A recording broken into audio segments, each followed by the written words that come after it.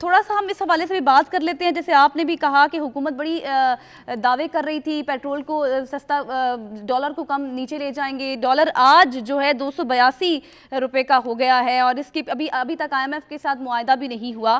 اور آج جو ہم نے دیکھا کہ حکومت نے پیٹرول کی قیمت میں 5 روپے مزید اضافہ کر دیا ہے, اور جس کے بعد پیٹرول کی نئی قیمت 272 روپے فی لیٹر ہو گئی ہے.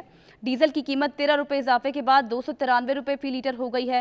مٹی کا تیل 2 روپے, اور اسی کے ساتھ ساتھ 56 پیسے مہنگا ہو کر 190 روپے 29 پیسے فی لیٹر ہو گیا ہے. بطول, مجھے آپ کہیے گا, جیسے کہ بڑے دعوے کیے جا رہے تھے معاہدہ ہو جائے گا, ابھی تک معاہدہ نہیں ہو سکا. اگلے ہفتے, پچھلے ہفتے, اگلے ہفتے, یہی ہم سیکوینس دیکھتے ہوئے آ رہے ہیں. کچھ عرصے پہلے تک اسحاق ڈار صاحب کہتے تھے کہ آئی ول ڈیل ود IMF, اور مفتاح اسماعیل صاحب کو سارکاسٹکلی بھی کہتے تھے, اور ان کو تانا بھی دیا انہوں نے آن اسکرین کہ I know how to deal with IMF, اور یہ کہ ہمیں IMF کی اتنی ضرورت نہیں ہے, ہمیں پتہ ہے ہم کیا کر رہے ہیں. لیکن اب وہ یہ کہہ رہے ہیں کہ جب IMF کے ساتھ اسٹاف لیول کا معاہدہ ہوگا ویب سائٹ پہ ڈال دیں گے. تو اس سے آپ اندازہ لگا رہے ہیں کہ وہ کتنے انکمفرٹیبل ہیں اس بارے میں بات کرنے پہ.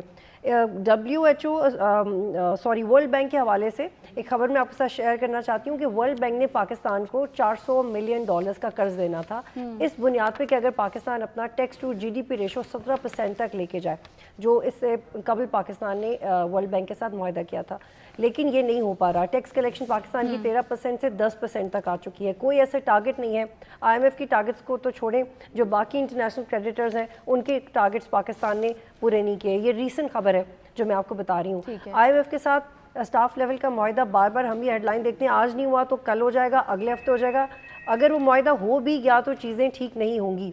تو یہ بہت الارمنگ ہے کہ پاکستان معیشت کے حوالے سے پاکستان کی موجودہ گورنمنٹ کے پاس کوئی تیاری نہیں ہے. ٹھیک ہے, آپ 150% کا ایگزیکٹو الاؤنس دیتے ہیں کچھ بیوروکریٹس کو, اس میں بھی آپ فیورٹزم کرتے ہیں. پھر کچھ سیکریٹریز روتے ہیں آپ کے پاس جا کے کہ پلیز ہمیں بھی ایگزیکٹو الاؤنس چاہیے, تو آپ ان کو بھی دے دیتے ہیں. ایک بڑی اہم سٹوری آئی تھی آسٹیرٹی کی پالیسی کے حوالے سے.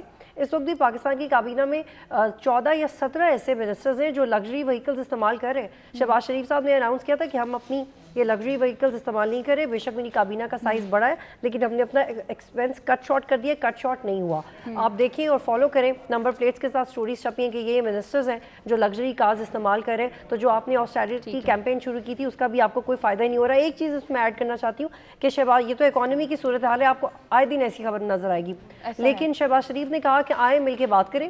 اور عمران خان نے بھی آج اپنے کارکنوں سے خطاب کرتے ہوئے کہا کہ میں اب سب سے بات کرنے کے لیے تیار ہوں اور میں جمہوریت کے لیے قربانی دینے کے لیے تیار ہوں. تو I think it's a breaking news for us. ٹھیک ہے, کہ اگر عمران خان لیکن حکومت بیٹھنے کے لیے تیار نہیں ہے.